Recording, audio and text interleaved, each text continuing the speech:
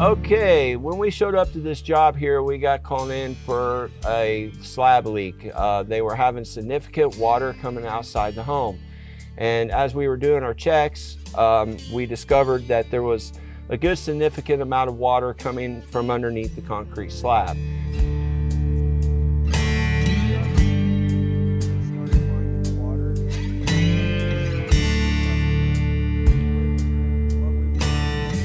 We gave a few options, and one is to actually remove the travertine, saw cut the concrete, and dig down.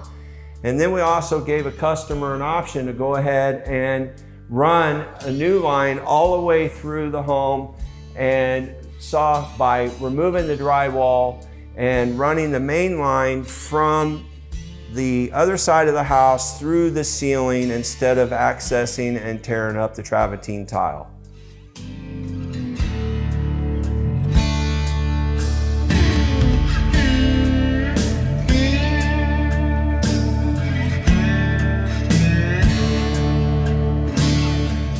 And what we're going to do is we're going to come in and we're going to cut the plumbing on the other side of the wall, and then we're going to do a transition fitting, and we're going to tie into the brand new water line that's running up through the attic and onto the other side into the master bedroom.